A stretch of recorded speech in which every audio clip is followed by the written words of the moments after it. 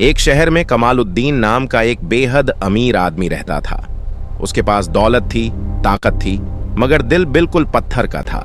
गरीब और फकीर उसकी नजर में इंसान नहीं, सिर्फ बोझ थे। रोज एक बूढ़ा फकीर उसके दरवाजे पर आता और धीमी आवाज में कहता, अल्लाह के नाम पर कुछ दे दो। लेकिन हर बार कमालुद्दीन उसे जलील करके भगा देता, कभी गालियां, कभी धक्के और कभी लोगों के सामने अपमान। एक दिन वो फकीर पहले से ज्यादा कमजोर था, भूख से आंखें ढंसी हुई थीं, हाथ कांप रहे थे। उसने आखिरी उम्मीद समझकर फिर वहीं दरवाजा खटखटाया। इस बार कमालुद्दीन ने हद पार कर दी। सबके सामने चिल्लाकर बोला, दूर हो जा यहां से, तेरी जैसी शक्लें ही मनहूस होती हैं।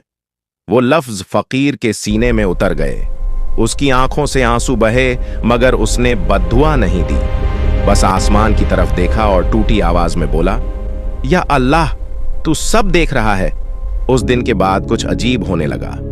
कमालुद्दीन का कारोबार अचानक घाटे में जाने लगा।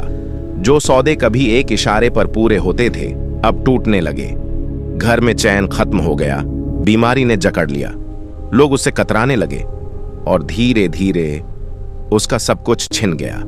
वक्त ने ऐसा पलटा मारा कि एक दिन वही कमालुद्दीन मस्जिद के बाहर बैठा था, हाथ फैले हुए, आंखें शर्म से झुकी हुईं।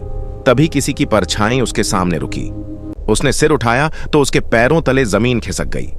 सामने वही बूढ़ा फकीर खड़ा था, मगर आज उसके चेहरे पर सुकून था। रोते हुए कमालुद्दीन ने कहा, मैंने तुझ पर बहुत जुल्म किया, मुझे माफ कर दे। फकीर मुस्कुराया और बोला, मैंने तुझे बदुआ नहीं दी थी, मैंने तो बस अपना दर्द अल्लाह को सुना दिया था। और उसी पल कमालुद्दीन को समझ आ गया, मजलूम की खामोशी सबसे खतरनाक होती है।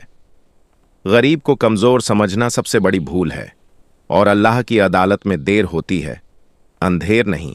अगली वीडियो मिस ना हो, इसलिए अभी सब्सक्राइब करें।